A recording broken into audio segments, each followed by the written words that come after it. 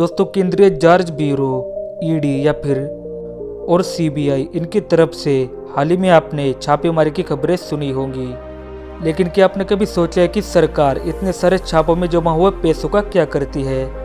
आखिर इतना सारा छापे में जमा किया हुआ पैसा किसकी जेब में जाता है या फिर कहां पर जाता है? आज हम इस वीडियो में इसी के बारे में बात करेंगे, तो इस वीडियो को पूरा जरूर देखिए। आपने अभी रिसेंटली किसी न्यूज़ में सुना होगा कि कांग्रेस के किसी नेता के घर में छापेमारी हुई है, जिसमें 100 करोड़ की रकम या फिर चांदी के सिक्के मिले हैं या फिर चांदी के बिस्किट मिले हैं, और कई बार तो सोने के बिस्किट भी मिल जाते हैं।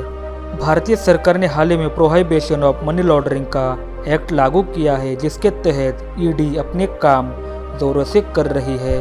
वो हर किसी शख्स या फिर किसी नेता के घर में छापेमारी कर रहे हैं जिन पर उनको शक है। अभी तक ईडी ने करोड़ों की संपत्ति और करोड़ों के आभूषण जब्त किए हैं। ईडी उनके ऊपर भी नजर रखती है जो अपना पैसा इलीगल तरीके से इंडिया के बाहर या फिर इंडिया के अंदर लेकर आते हैं। एक बार ये सारा पैसा जमा होने के बाद ईडी इस सारे जमा राशि का पंचनामा करती है, जिसमें हर तरह के जब्त किए हुए सामान की एक लिस्ट तैयार करती है, जिसके ऊपर उस व्यक्ति के हस्ताक्षर लिए जाते हैं जिससे वो सामान जब्त किया गया है, और उसी के साथ 2 गवाहों के भी हस्ताक्षर लिए जाते हैं। उसके बाद उस सारी जमा राशि को सरकार के वेयर हाउस में पहुंचाया जाता है या फिर रखा जाता है, और बरामद किए हुए पैसों को रिजर्व बैंक ऑफ इंडिया में पहुंचा दिया जाता है। ऐसा करने से वो पैसा खराब भी नहीं होता है।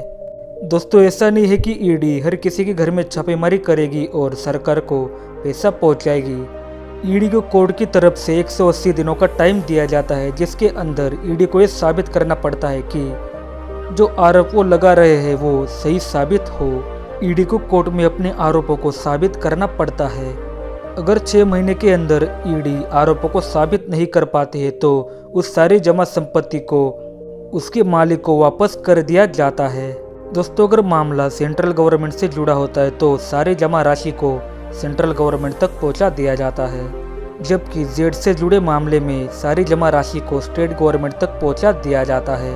कुछ मामलों में जिससे वो संपत्ति ली थी उसको वापस करने से पहले जुर्माना भी लिया जाता है, लेकिन उस शख्स को संपत्ति वापस तभी मिलेगी जब वो साबित कर पाएगा कि वो संपत्ति उसने लीगल तरीके से कमाई है। अगर ईडी किसी के प्रॉपर्टी को जब्त कर लेती है तो सरकार उसको सहूलियत भी देती है। प्रॉपर्टी जब्त करने के बाद भी वो शख्स उस प्रॉपर्टी का इस्तेमाल कर सकता है।